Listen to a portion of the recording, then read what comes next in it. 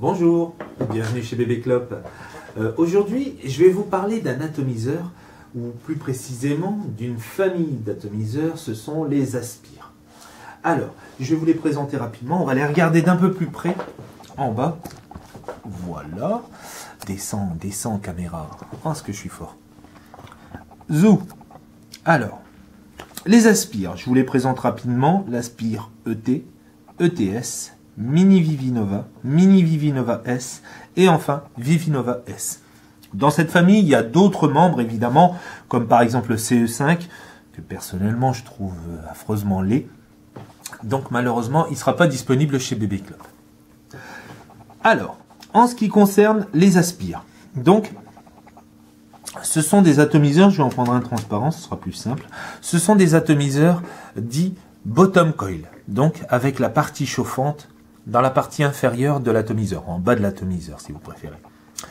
Mais ce sont précisément des dual bottom coil, c'est-à-dire qu'en fait, là je vais en démonter un, et on va regarder la résistance ici, ou plutôt la tête de remplacement.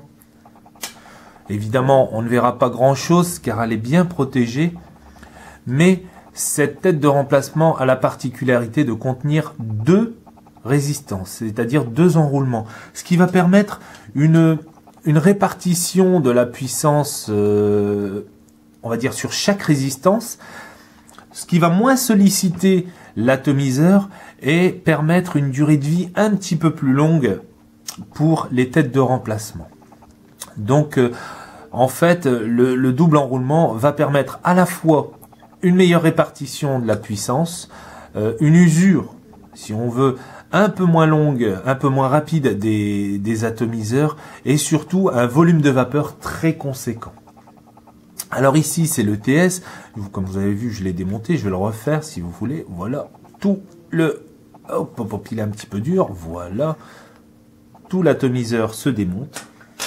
Ici, comme cela, donc très facile à nettoyer lorsque vous changez les têtes. Il suffit simplement de l'enlever, hop, on en remet une nouvelle et c'est reparti. Le fonctionnement, il est plutôt simple. On va ouvrir, on va garder cette partie-là comme ça. On va remplir l'atomiseur jusque le haut du tube. On évite d'aller au-delà, évidemment, sinon ça coule au milieu. Et ensuite, une fois que c'est fait, on n'a plus qu'à refermer son atomiseur, le retourner, attendre les petites minutes réglementaires pour qu'il s'imbibe correctement, et c'est parti. Certains peuvent parfois l'amorcer légèrement en aspirant dans le vide, ce qui va permettre au liquide d'entrer un petit peu plus vite dans la résistance. Alors comme je vous ai dit, celui-là c'est le Aspire ET, une capacité assez importante en liquide grâce à son capuchon creux, donc qui peut déjà contenir presque 1 millilitre de liquide. Là on se retrouve avec un total de 3 millilitres, donc une assez grande autonomie au niveau de la vape. Ensuite, son frère, si on peut dire, c'est l'Aspire ETS. Cette fois, la différence, c'est la coque. Celle-ci était en PMMA, polycarbonate, ou plastique, si vous préférez. Celle-là est une coque métallique qui protège une paroi en pyrex. Même principe de fonctionnement, hein. On va l'ouvrir, le remplir jusqu'au haut du tube. Évidemment ici, pour regarder le niveau de liquide, vous avez deux petites fenêtres de part et d'autre. Voilà. Alors, ces deux modèles-là, Aspire ET et ETS, sont particulièrement bien faits pour une batterie Ego. Donc, ça va se visser sur le pas de vis extérieur. Esthétiquement, ça passe plutôt bien. Ensuite, on va... Ah, petite précision quand même sur les Aspire ET. Capuchon inamovible, on ne peut pas en changer, en métal. Donc pour ceux qui détestent le métal, ce sera peut-être pas le meilleur des choix. On va passer maintenant au Vivinova. Donc Mini Vivinova par exemple. On va le démonter. Très simple d'utilisation également. Toujours la même tête de remplacement, hein, pour toute la famille. On a toujours la même résistance, toujours la même tête de remplacement. Cette fois, sur ce genre de modèle, on a une capacité de 2 ml, étant donné que cette fois, le capuchon n'est plus creux, Mais par contre, on peut changer de drip type quand on veut, on peut le personnaliser, hein, ça pose aucun souci. Le drip type, comme d'habitude, avec un joint en 510, vous en avez une tripotée sur le site. Hein. Ça, il y en a même des nouveaux qui sont entrés il n'y a pas très longtemps. Je vous conseille d'aller y jeter un œil. Donc, ici, la paroi en PMMA, comme j'ai dit, polycarbonate.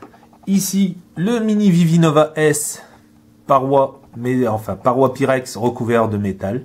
Ils sont assez sympas, assez esthétiques, mais par contre, si on les met sur une batterie Ego, ça risque de tiquer un petit peu. Donc, ce qu'on peut faire, lorsqu'on utilise une batterie Ego, c'est de mettre ce qu'on appelle, une beauty ring, ou c'est un cache pas de vis, enfin moi je préfère personnellement l'appeler beauty ring, la bague de beauté, si on peut appeler ça comme ça, voilà. Ça le fait nettement plus quand même. Voilà. Alors un volume de vapeur assez conséquent, il faut l'avouer, grâce à ces doubles enroulements. Et ça, c'est par là. Voilà. Ensuite, le Vivinova S. Celui-là a une capacité beaucoup plus importante. On est de l'ordre de 3 ml. Mais pareil, comme ses cousins, comme ses frères, toujours la même tête de remplacement. Donc très pratique. Hein. Une seule tête de remplacement pour tout ce type d'atomiseur. C'est quand même assez sympa. Et toujours aussi sur le Vivinova S, drip type amovible pour pouvoir le personnaliser. On va faire un petit test quand même. Je vais prendre un Vivinova, hop, qui est rempli. Un ETS, avec une jolie petite musique en fond. Alors, c'est parti. On va relever un petit peu la tête. Voilà, j'espère que je suis pas trop... Voilà. C'est allumé.